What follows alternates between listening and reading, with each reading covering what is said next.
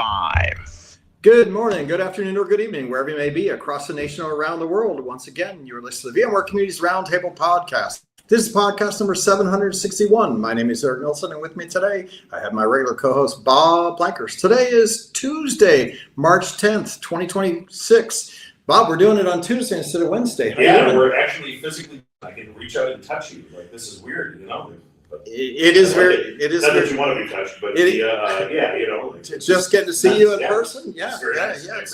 It's good, and it's great to be here. And we have Yves Sandfort from comdivision, as well as Sasha Schunik here to give us an update on comdivision, VMUG sponsorship, and Connect participation, as well as a general update on VCF adoption. I see all your content all year long in social media. I'm a big fan of you guys. A little bit of social media envy. You guys, you've been doing a lot of community work as well. So we'll talk all through that. Before we do that, let's talk about the news. What's going on? The first thing that I have, Bob, is in Amsterdam. The Connect is next week. Connect is next week, yeah. And so that'll be cool. There's a lot of interesting people that are going to be there, and numbers are high. Looking great. Yeah. I think 470 some have already registered, and I think they'll be out at 600 or something. Walk in, and the presenters are excellent. You're going to have wonderful speakers, and the lineup is great. So I'm a little envious I'm not going to be there, but yeah, it's going to be booming. They got their act together, and it's going to be an exciting one to be over here. I was over in Europe last week. It's we're here for vacation. Nice place, beautiful. Everything keeps moving forward. Right. My takeaway is maps of Apple now and Google Maps where you're driving. Mm-hmm. This is my first time ever driving in Europe with all the roundabouts, traffic circles, all that. It used to be confusing with me every time I drive in a taxi cab, but with Apple Maps and Google Maps, it just shows on the dashboard. You say start, you say go, you drive, you get there, no problem. Apple Maps has come a long way. Yeah. And it's nice. So driving in Europe was a pleasure, to have a car and be able to go where you wanted. But if you wanted to go somewhere, just put an address. It was my biggest takeaway improvement, other than Europe is continually every time there's better and more modern and technology, but the tunnel systems that we're driving through told you how fast you were going, digital signs, digital lighting, just really, and I think we were in a Peugeot, nice sporty car, and it had a dashboard that would tell you exactly how fast you were going and how fast you were supposed to be going. Right? Wow. Nice little happy, So and those numbers were always equal, right? Equal, I had moments when I was doing 30 kilometers faster than and it would warn you, like, hey, ticket time. Great experience here. So everybody that's going over to Amsterdam, have fun. Excited about that. VMUG Minneapolis, Minnesota. I now have 70 plus, 80 plus people registered. It's a month away. That'll pick up. Yeah, Minneapolis is a great place. Spring in Minneapolis, spring in Minnesota is nice. Yeah. And so, that'll be good. I'll be there. You'll be there. Yeah, I'll be there. Yeah. We got the Code Labs there, so we're going to start promoting that. And if you are a community leader and you're in that region, reach out to community people. Let them know now's the time. We looked at the registration ramp up in Amsterdam, and it was like 4 weeks. So. It was pretty slow in Amsterdam, where everybody was a little bit like, And you don't have to make a decision. There's plenty. Right. You don't have to make a decision until late. We like it if you sign up ahead of time because we know that you're coming. But it's but there's plenty of hotels up in that area. Yeah, that's right, and it's a relatively cheap thing to go do. And, and a lot of momentum. We're not a lot supposed to talk about earnings, but we did announce earnings. There was a great earnings call. I think Hocktan is doing a coffee talk today. We're going to miss it because we're doing the podcast early because you guys are here. But VMware growth was pretty good. VMware was very impressive, actually. I look at the growth years, even when Broadcom didn't own us, and we were pegged around 9% a year, 8%. It was slowing down. It was flatlining. You look at our growth now, right? And our growth is, in the high teens. I'm not supposed to talk about it, so I won't. But the point is, I was actually impressed by and I talked to the community ecosystems coming back, and so a lot of positive momentum on community activity, vendor activities now coming back as well. We'll talk to comdivision about their participation. And so, yeah, nice Minnesota. And then Toronto, they're a little bit worried about Toronto, right? And now that's another May, right? Yeah, May, right? So it's out there. Yeah. It'll be interesting to see if you're in like Canada. Do people want to come from the U.S. into Canada, or is it just going to be Canada, right? And then if you could just leave it over there from now, I'm on a podcast. No, stop walking behind me. Yeah, you're not muted, Corey. Just so you know. Yeah. Sorry, guys. No, you're right. No worries. As long as you're not talking to us. So let's see what else is in the news. Earnings and Connect, and I believe that call for papers for Explorer is going to go out shortly, if it's not already. Yeah, so I've been busy this morning, but it was supposed to be soon. Today. I know this week it's going out. Either so today, tomorrow, next day. Yeah. Keep thinking about Explorer. Think about what you might want to submit. Practical things. Are you guys going to do the community booth? Yes, like last year? We're going to have community talks. Larger stage and all that stuff? Yep, larger stage, community booth. That was a tremendous opportunity for a lot of speakers. Right. And so I'm glad to hear that. And that's a way to get a pass also, right? So, but the standards are, not as much. We look for community topics, right? Like when we're trying to select that. General applicability for the other stuff, and that's what I would say. If you have a cool thing you're thinking about, my favorite one I always come back to is on USB dongles. Right. Like somebody did a talk on that. You could set it up and it would run for minutes before it overheated and melted. But it was just a fun project, and community talks are about that. You would never get them accepted in one of the core sessions. But it was always fun if you were going to be in town, you're going to be at the conference, and you had some cool thing that you want to talk about. That's when we were scanning the submissions. That's what we're looking for. I wasn't looking for another talk on vSphere or another talk on ESXi, blah, blah, blah. We're looking for fun topics, right? So that's going to go. So anyway, call for topics. Call for papers. And week, if you want to see what kind of stuff gets accepted, just go back. The video library is public. From last year and the year before, and so you can go back and take a look at that. Now, this year's a little more interesting. I don't know how we're going to play it because you do have connects, and connects are also about those kind of go do community, go share. So we'll actually see where that plays. I think we'll do both, right? I think it'll be the same, right? And we were also talking about destination events versus community events, and where does that fall, right? The Orlando has good registration right now because who wouldn't want to go to Orlando for a VMUG, right? Yeah, like do I want to fly to Toronto? Do I want to go? I like roller coasters. Actually, that's less true now that I'm getting older. Yeah, you notice you get sick when you're on roller coasters. I never was motion sick before, and I went to Universal Studios about this time last year, and it turns out I'm you get a little motion. Yeah, a little motion. And that's just get off and what is this getting old? I noticed in my 40s then I went on some roller coasters and I got off and when I was a kid, I'd get off and it'd take me a minute or two to recover. Wow, that was exciting. Made me a little loopy. Well, now I remember my dad saying, I'm going to sit this one out. Exactly. Right. So there you go. Let's flip over to Corey. Corey, you got any news updates? Yeah, sorry about that audio.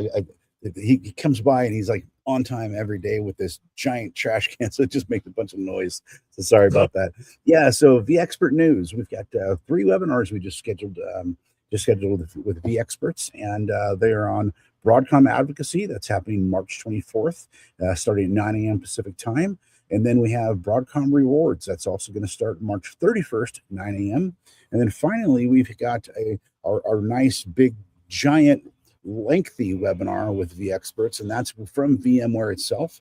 That's going to be on VI Admin to Cloud Architect, elevating your career with VMware vSphere Kubernetes Service, VKS. And that's going to be April 8th, starting at 10 a.m. and running till noon. So looking forward to those. If you're a vExpert and you don't have this on your calendar for some reason, haven't received the invite, please reach out to me and I'll make sure that you get it. But as far as that goes, that's all the news I have this week, Eric. All right, well, great. So let's get to our guests. Some of my favorite community guys that actually run companies as well and offer the community services and offer consulting services for all adoption things. Yves Sandfort, great to have on the show. We always do the give us a 2-minute elevator pitch of what you've been up to. And if you haven't heard or listened to Yves before, episodes on TalkShoe.com or on YouTube, VBarbecue, and you can go check them out as well. But give us a 2-minute elevator pitch, and then we'll get to Sasha as well. Why am I here? My name is Yves Sandfort, founder and CEO of comdivision. We started off as a professional services company around VMware products 20 years ago. Oh my goodness. We are actually celebrating our 30 years anniversary now, and that tells you you are getting old. Yeah, that's, but then you do the great math and idea. it's like, so that's going to be fun this year, which is also why we run all kinds of additional events during the conferences.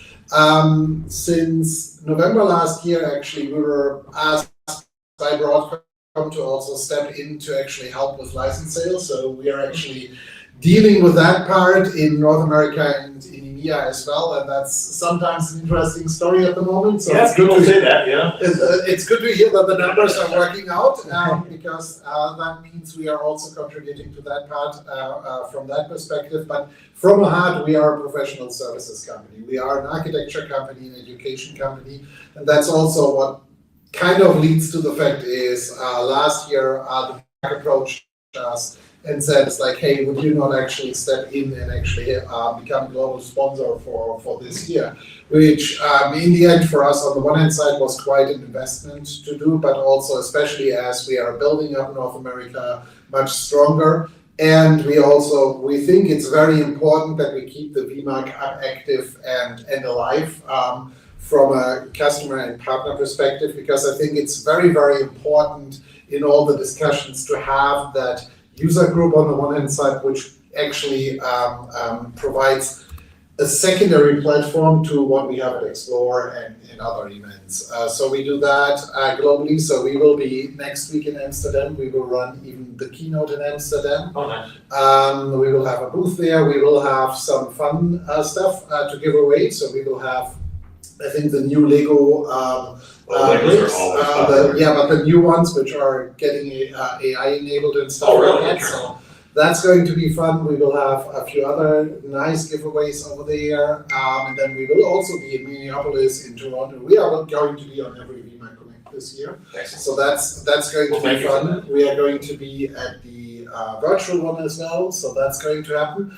And we also launched about a few weeks ago a new podcast, VCF Musketeers, which is not taking on the technical part, but more the business part. We had John Rushing on it, Chris Wolf on it, a bunch of other people who have already recorded sessions. I think we have 10 or 15 sessions already recorded, and it's actually taking a bit of a different look on VCF, more from an adoption, from a business perspective, and it can help potentially even the one or two admins to actually argue to their boss on why they should stay on VCF. That's really important, and that's usually the piece that's missing from the technical side of things. People talk about advancing their careers, and that the business side is what you need to figure out, and justifying things. So thank you for doing that. That's cool.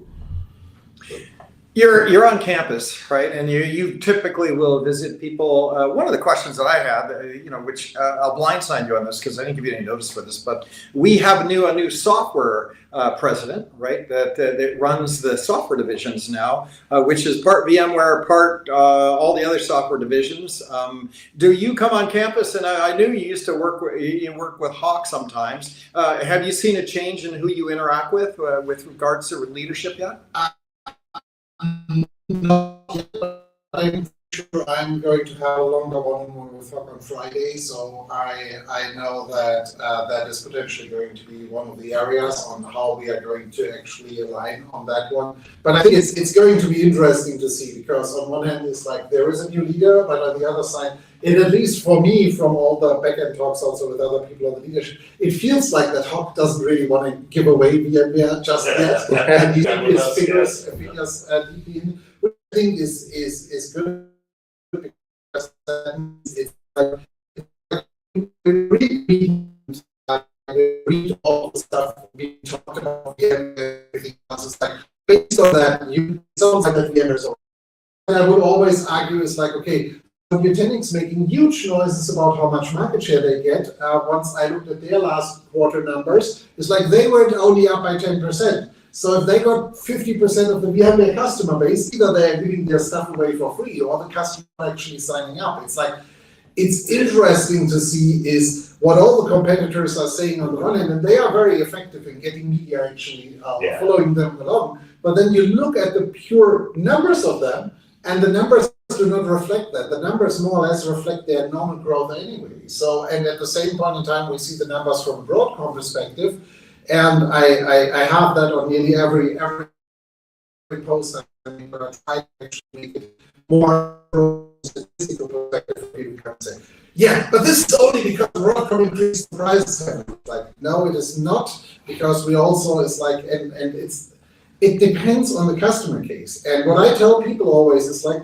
if you tell the other guy on the other side that you actually hate him and don't want to do business with him, then he has no appetite to give you a huge discount or anything else. Which is where I tell people, it's like, look, if you want to work with Broadcom, if you want to work with your account director, you don't walk into the room and directly basically tell them it's like you don't want to work with them. Yeah, and that's not the baseline. And is we see so many happy customers, we see so many customers who are adopting VCF and everything else. And we also see a lot of other things which are not so nice. It's like when we reviewed in North America some of the old numbers where you found customers which had like 5 Essentials licenses plus 1 vCenter. I'm not sure whoever sold them that, because that was definitely out of price that they all of a sudden have to pay price for it. And you go, yeah, but you're actually utilizing it. And I totally understand that for very small shops, some of the VCF storylines are difficult. In the US, it's different because we always still have and enterprises. It's no even more bizarre that we have Switzerland, which has VCF standard and VCF, but not VCF. It's like every country or every small sub-territory can be different. That's interesting. But overall, I think is the adoption rate and everything else is pretty good, and the whole story is only extending because I believe in years. I love that, and that's the same story with Microsoft and 50.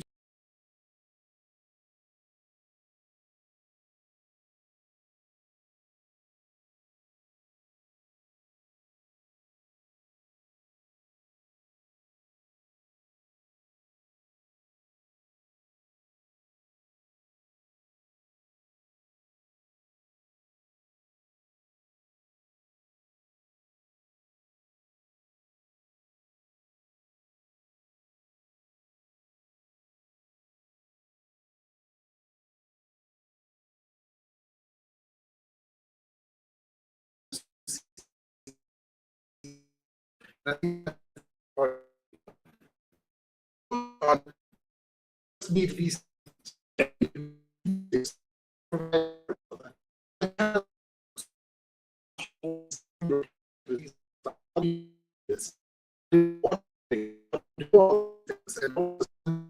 get back of individual IT skills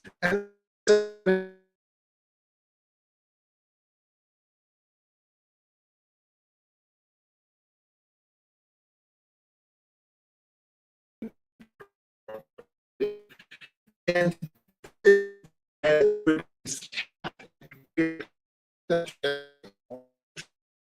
is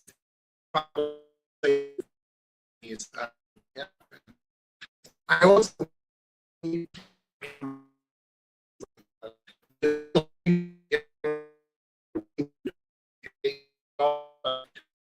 very high on company. That they moved on the report and Well, I see that a lot with security stuff. Nobody ever wants to talk about their security stuff out in public because they're worried about being judged, and that's legit, so.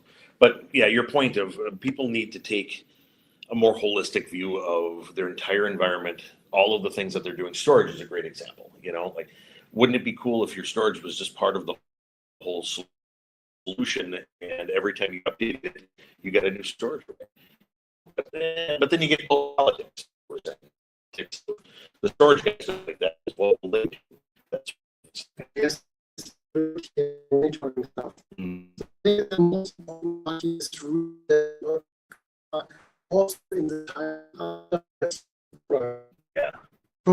will really work with customers, they use for the point where you need to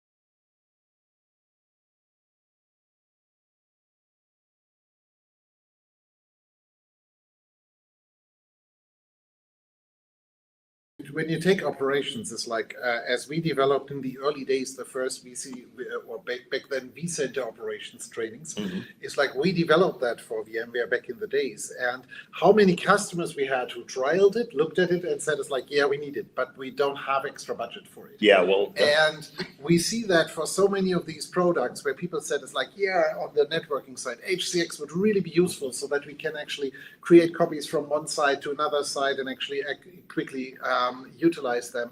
Yeah, but we are not going to buy N6 Enterprise for that. And when you take all of that together now, it's like you have all the features you really need to build a private cloud scenario. And I mean, we see again and again reasons why people want to move out of the public cloud. It's like the whole story is I was like, going to ask about that.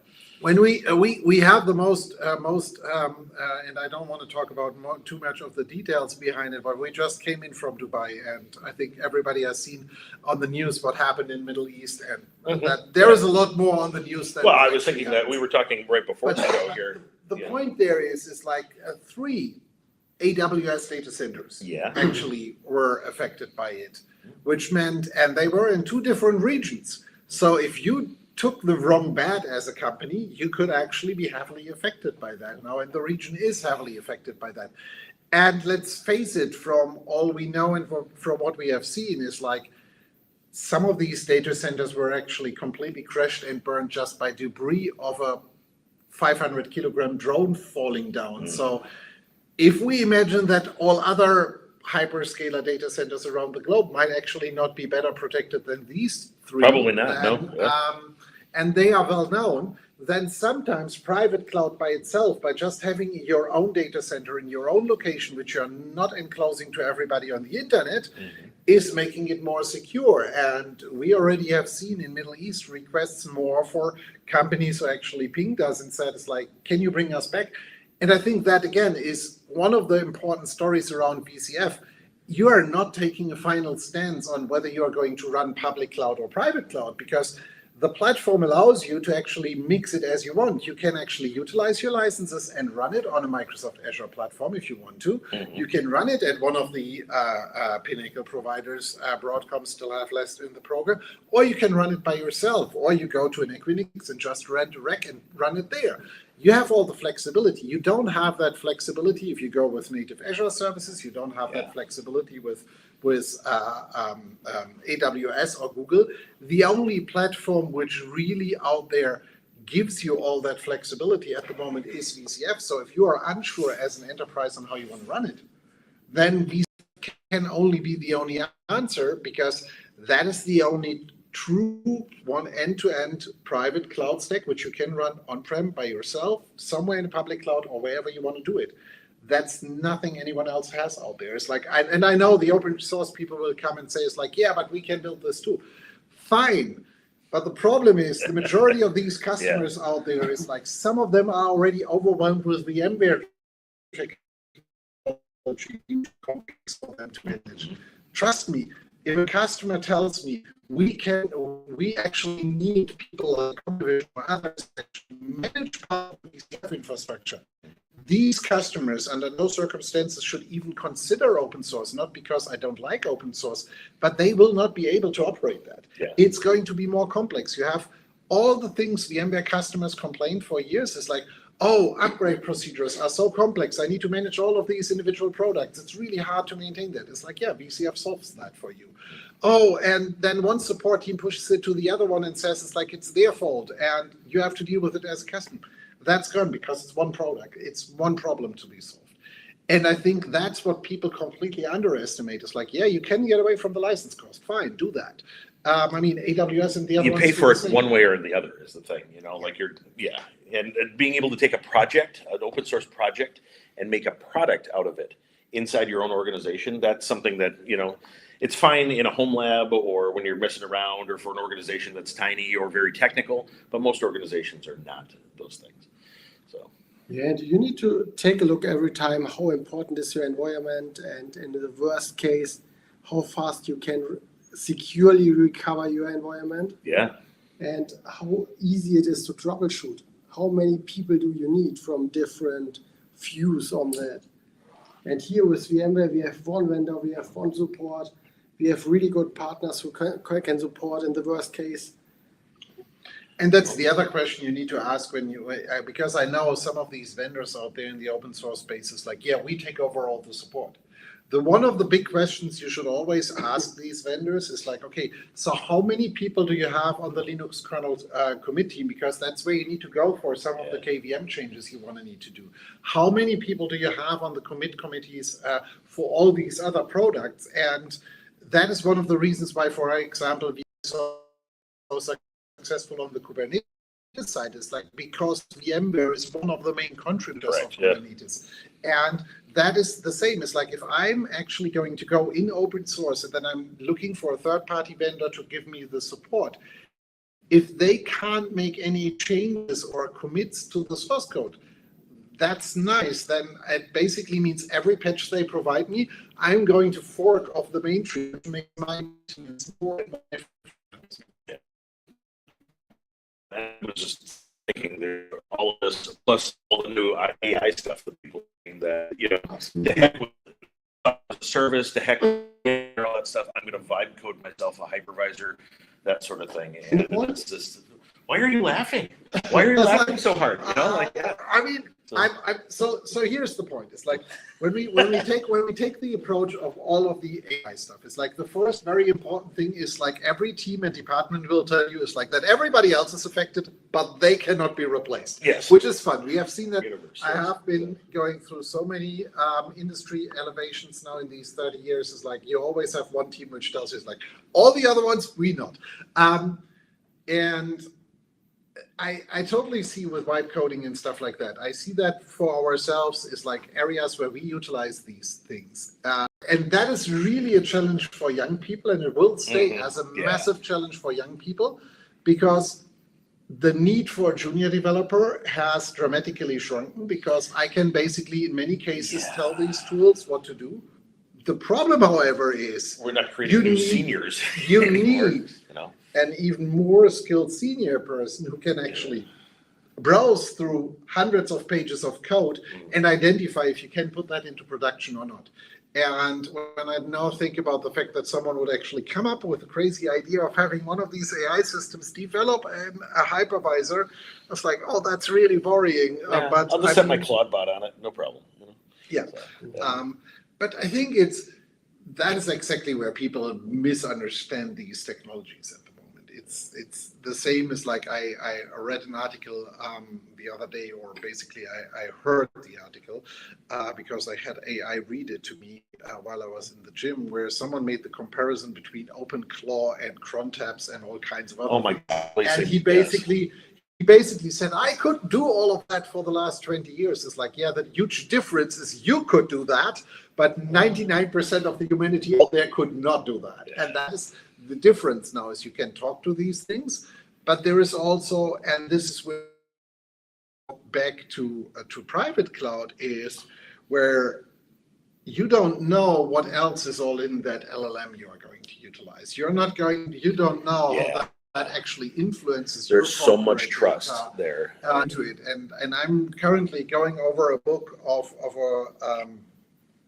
someone who is really criticizing LLMs on the one hand side and the whole department, and rips apart the whole OpenAI. What's the book? No worries. It's like the audiobook is like 26 hours. Oh wow! Like that. It's and she really goes into every freaking end story, and actually there are so many plots behind it. But listen into that, and you see, then you also see where we have a huge problem with AI moving forward, because the changes in the model growth actually gets to ridiculous. And the problem with that is going to become more and more expensive for companies to run. But companies need to run LLMs on their own data if they want to be. And that brings me back to the example, I think I made that on a podcast before already, is Dallas VMAC last year, where I had legal firms approach me. It's like, yeah, but we don't for your standard. And that's where actually immediately you come to the discussion. So how do you envision to do AI? Yeah. Because especially in the legal field, especially taking the US legal system, which is different on how Europe has it. Europe has far more laws, and you build your legal case more around the laws, whereas here you build your legal case around many other cases. So it's heavily depending, is like that knowledge is, which is important for these legal firms, and they don't want to share that with anyone. No, and then there's all the trust of in the cloud. You know, legal firms can't put their stuff up in the cloud because who's got access to it? You know, and that's the amount of trust necessary to operate in a public cloud. The amount of trust, you guys talking about AI, you know, the trust you have in those models, the trust you have if you're using a frontier model, the trust you have in the frontier models. You know, you get different results based on different times of the day and workloads and things like that because they're quantizing them, you know, and that's not acceptable to most organizations. They want the same, especially regulated ones, they want the same answers consistently or similar answers consistently and being able to prove that stuff. And so we talk about sovereignty all the time, but, and we usually talk about it as data sovereignty, but I've started thinking about it as cognitive sovereignty as well, you know, like being able to know how you think and how your machines are thinking and replicate that. So, and that is exactly when you look at the AI stories, it's like where you currently have they try, some firms try to currently build around AI, try to identify replicated queries so that they can actually pull out the old results and actually represent the results, because otherwise you get into legal problems potentially if you were to present a different result. And this is where it really, really can get complicated, is we are still currently very, very early on with what we are doing with AI or machine learning from that perspective. And I think we have a huge amount of iterations ahead of us. Yeah. Until we can fully utilize it for certain industries. On the other side, I must say, is like I'm actively using it while coding and making changes. And when I look at how that improved in the last 12 months, from being more or less something I could chat with and ask is like, how would you code the following thing, now to the scenario that it basically watches me coding and actually making suggestions on.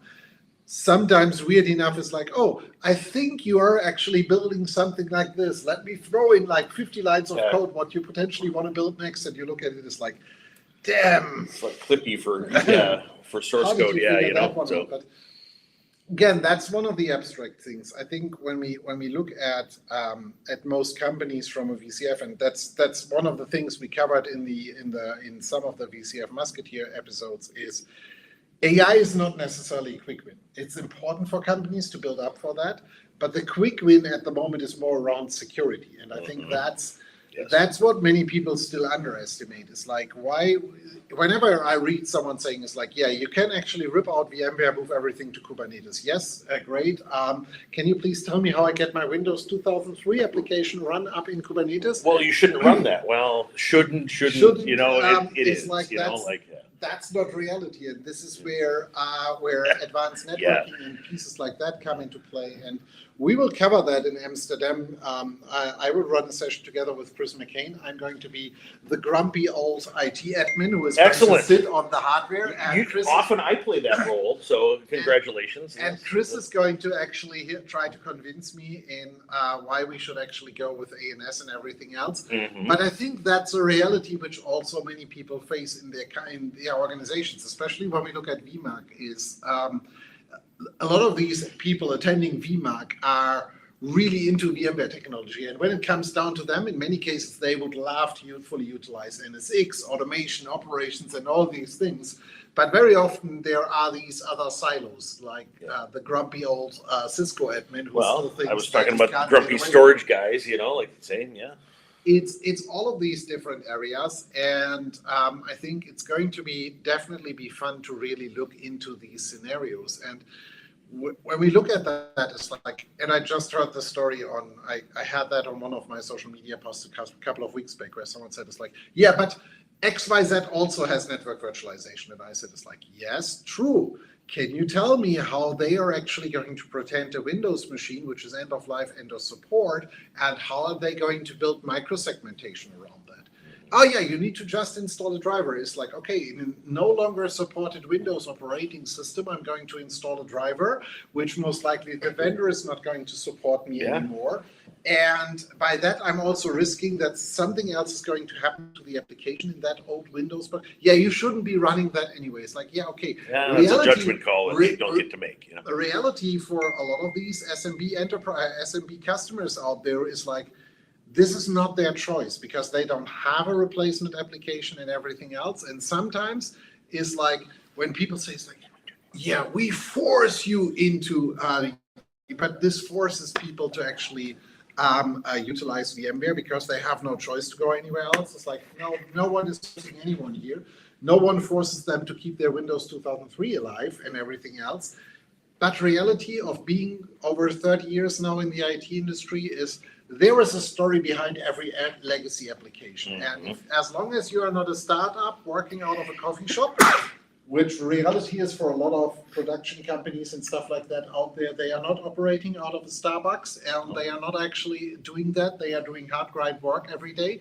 For them, IT is not their primary business in the first place. VMware is still the safest bet to make because it's a lot easier to run. The VM itself is a very powerful line to draw in the sand, I agree with so you. Eric, I want to jump in here and change the focus a little bit because we're a community podcast. So I do want to ask you a couple of questions. The first one is a comment that I'll go back to our earnings announcement where you said, are people really adopting this, or is it just increased pricing causes growth? And the answer is we didn't increase our prices this year. We increased them last year. This year, our prices were the same as 6 months ago, right? But yet our growth was 19, 20%. So that growth is coming from adoption of VCF, right? And maybe some Kubernetes, right?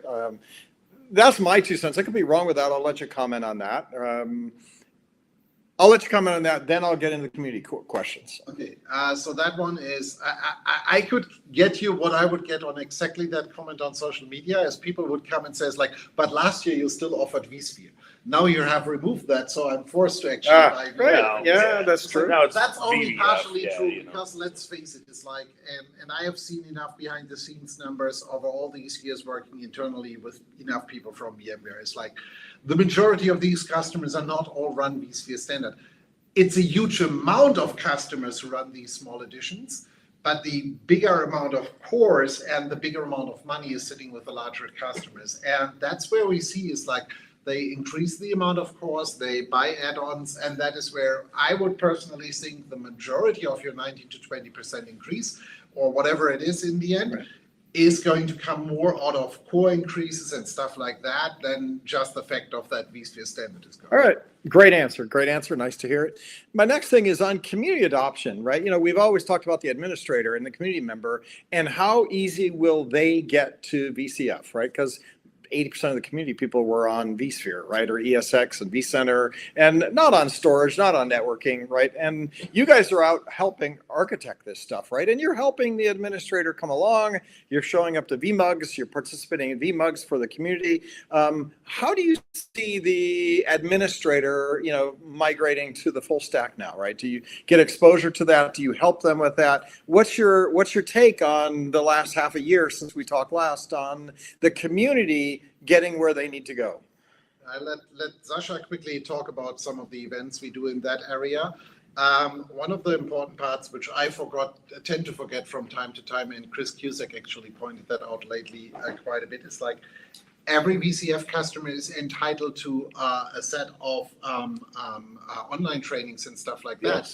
So it is accessible. It's no longer like in the old VMware days. It's like, here's your piece of software. And by the way, if you want to get certified on how to use that, here's your $5,000 class you're going to attend to do that. It's like all of that training, or the majority of that training, is available for free for customers. But again, that's 5-day trainings, and people are not necessarily looking into that. So, Sasha, maybe you want to talk a bit about the Cloud Foundation briefings we do and stuff like that. Yeah, so we sit together a lot of time with partners and with end customers, and doing 1-day, 2-day events where we're showing what's possible, what's inside VCF 9 now. Yes. Because we did it in the past with the service providers, where we showed to service providers, hey, you pay for it anyway, sell the services out of it. So selling network security, selling operations, and so on, all of that stuff. And that's the point we are currently also doing with enterprise customers, with other partners.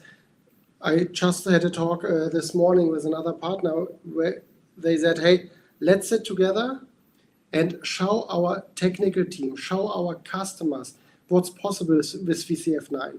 They buy VCF 9, but they don't use it. Our complete team, they are only working with vSphere. They are really good on all the vSphere stuff. And then they took a look at vSAN and NSX, but they don't know what to do with this different product. What are the feature sets? And that's the point of what we are doing with this VCF briefings, where we sit together, discuss it, and have open discussions about it, bringing together more and more ideas what we can do. So one example I say every time, what are you currently doing with network security is you have segmentation. You put terminal servers in one segment. But that means from a security perspective, they have all the same security problems and vulnerabilities. You find one way in a virtual machine, you find a way in every virtual machine in this segment. Yep. And that's a big problem. And additional to that, especially with terminal servers, no terminal server need to speak with another terminal server. You don't need it, but you have it in the same segment. And that's why we clearly can show, hey, we need micro-segmentation. Yes. And that's only one easy example. Everyone from the technical team, but also from the IT leads, they get it. And they know then, hey, yeah, that's an idea where we can start. And that are small points. We have it with monitoring, with automation stuff. So many companies still deploying every Windows server manually.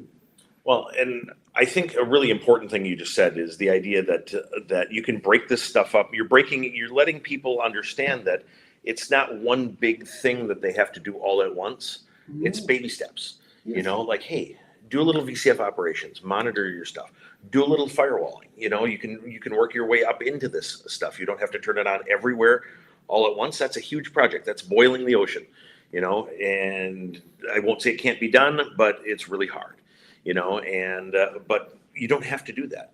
And what you're talking about, the security, especially firewalling. Chris mentioned of Chris McCain. Chris McCain talks about Brickstorm and these threats.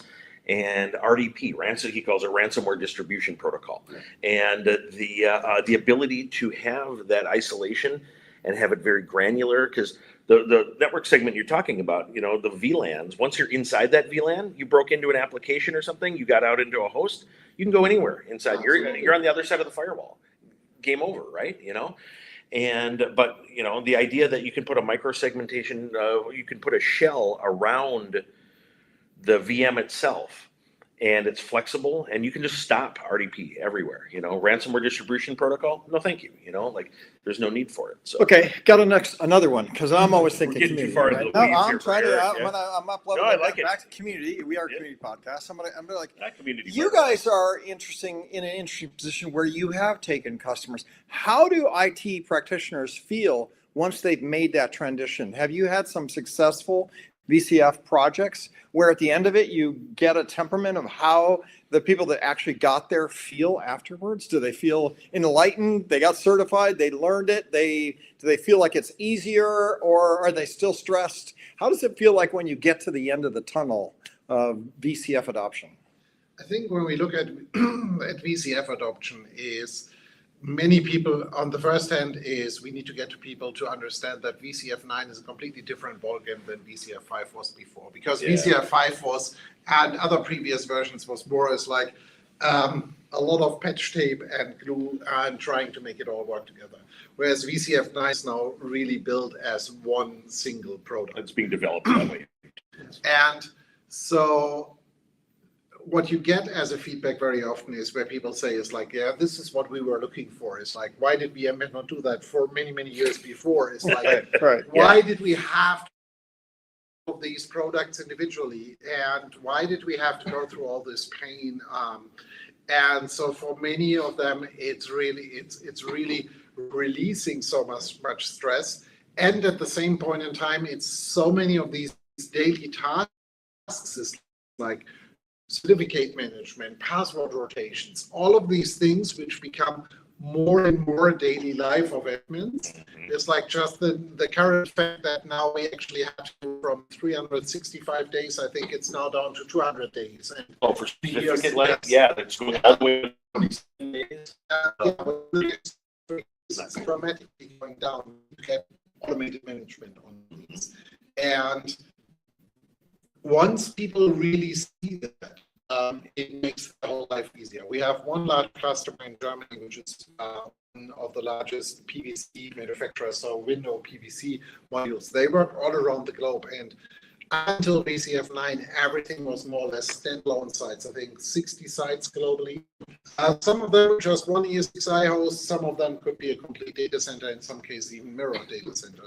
And all of that is going to move this year into VCF 9, and the response rate from some of the first locations was like, okay, this is making our life so much easier. From a monitoring and everything else perspective, we can do capacity calculation. We are no longer depending on the feeling of an admin telling me, it's like, potentially I'm going to run out of resources in 3 months' time. There are reliable numbers behind all data. Of that. Is powerful. Central license management. Like, yeah, we understand that VMware did not really manage licenses, but we want to be sure that we are in compliance now with the new world. And where I even got messages from some customers who said, it's like, oh, if some of the other vendors would make license management that easy, that would solve a lot of our problems. It's good to hear. Yeah, that's nice to hear. I equate it to the first time I ever used TurboTax. I used to do my taxes manual, and we're in tax in the U.S. I can't escape this. But the first time I ever used TurboTax on home and small business and used it, and it takes a little learning curve, but once you get there, you're like, why did I not do this sooner, right? Like I should have gotten there much sooner than I did, because it automated everything and it put it all together, and it pulled my business and my home and everything together and gave you one. And when I got VCF 9 on my home lab, right, I was like, wow, this is all integrated now, and it's really enjoyable, to actually use the tool. And I would argue my taxes are actually enjoyable because I get to see how much money I made, because it builds everything together, gives me the perspective of how my little home lemonade, I sell honey, right? And I have to report that, and I never do the software made it so much nicer that I look and I go, goodness, stuff you've got to do. It's nice to spend less time with the things that you have to do. Right. Do you get any feeling that people now see VMware going forward as still a career? I mean, when Broadcom bought us, there was this question of, is this going to be my career going forward? I put a lot of time and energy. I got certified a few years ago. We're now at 9. You can go get your VCP certification. We're encouraging all of the experts and everybody to go do that. We're running Connects now. We're having free certifications at all the Connects. We do free certification at Explorers. Do you feel like now we're coming over the crest of this is a good career for me? I think yes, but we really need to take a look. From my perspective, it's different to take an exam and have real experience with the product. See how the product works. And that's, for example, we had a customer last few months ago, and then at the end of a few days training with them on automation, for example, they said, hey, in the last few days, I learned more than in the last 2 years on the product and how to use the product. And I think that's a big and a very important part that we more need to talk about. sitting together, learn how the product should work, how to use the product, instead of just deploying, because that's now easy with VCF 9. Yeah, and you do it once, well, Yes. or maybe a few times, but you know, Yeah. you're not deploying, you guys are deploying all the time. Most customers are Yeah, not, they're the but admins. the customers, a lot of customers and a lot of partners, they go in the product, test 1, 2, 3 steps, clicking around, and that's not the knowledge we need behind it. We need Point taken. real knowledge transfer, also over the communities, sitting together, take a look what's possible. And I think That's a good that's point. That's for a really all good of these different products, it's so important. Same what we talked about, the security part. Sometimes you hear what others did, and it's easy to configure. Yeah. But you need to have this knowledge, this ideas behind it. Well, and not just how to do it, but also why, you know, Yeah, especially in the absolutely. security space, you know, you hear about somebody who did something in particular, and that seems interesting, but you don't often hear why or the rationale behind it, and understanding that is important. Absolutely, and we need this discussion in the community. This is a really good point. All right. And I think, let me add one thing, is like, when we currently look at the amount of people available on the market and the amount of people required, it's like, it's not only us having job openings and long lists of basically job opportunities which we currently can't fill. So if people are out there who are saying, it's like, oh, I rather want to stay in the VMware field, it's like, feel free to contact me. It's like, we have enough job openings on our end, but I know also other partners who have job openings still. Oh, that's very good to hear. There is a huge demand in the market. I think what people misunderstand now with VCF 9 is VCF 9 still does not mean you're actually going to be a broad expert across everything. It's especially what we see with VCF 9, what many people lack of, is domain-specific knowledge, like being very, very deep on network security, being very, very deep on automation or on operations. Because now that it's easy to roll it out, people have everything, is the demand for experts for In a products subcategory, is going yeah. to Yeah, that Yeah. makes sense too. grow Yeah. dramatically. Yeah, we talked about that last week on the VCDX Yes. podcast, Yes. where we were talking about, there's VCDX, but then there's VCAPs now. And because we put it all together, you know, you call it VCF, right? But you still have to, deep dive on a topic. General knowledge is fine, but you will Yeah. run into situations where you need some domain Yes, expertise. and you could probably specialize on a domain as a for career sure, yeah. option, right? Yeah, no question about that. All right, we've been live streaming for 52 minutes, Oh and my as goodness. we come up, I always ask, like, what are you excited about for the rest of 2026? Right? You know, obviously staying safe and traveling around for the VMUGs is exciting. You know, and I want to steal that because that excites me for the rest of this year is VMUGs themselves, and I'll be at 3 of them this year, so I'm excited about that and explore. What are you guys excited about? I think when I look at 26, it's like 26 is now, let's call it really, we are finally in the stage of adoption. It's like last year was still a lot about the acquisition, and there was still a lot around VCF 9 being started, getting started. Should we really look into it? 26 is really all around getting to use the product, making the final decisions. And I would even say 26 to a certain degree is also for the, let's say, last remaining customers. It's going to be the point of decision. Do they want to stay with the VMware track, or are they going to? Yep. It's no longer about emotions. It's no longer about that anyone turns time back or anything else. We are there now. It's either you're going to adopt it or you figure out whatever. Yeah, you've already got a strategy in a different direction. Yeah. The other thing is I'm really looking forward to the VMAC Connects. I'm looking forward to Explore, because that's going to be where we are going to celebrate our 30th company birthday. That's at least the plan at the moment, That'd be if awesome. Vegas does not go completely crazy. But Vegas always goes crazy. But, Yeah, it's kind of their it's thing, like but yeah. my budget and Vegas demands for the budget is going to hopefully not go completely out of the ordinary. But I think 26 is going to be a very, very interesting year around VCF, the next release coming out. All of these things coming up is, I think it's really going to drive us even much more further than 25. I feel like there's a tailwind, right? Where last year might have been neutral or a little bit. The year before was definitely a headwind. We were forcing gale force winds coming at us every time we talk to somebody. Yeah. Last year, a little neutral, but still, you're still going uphill a little bit.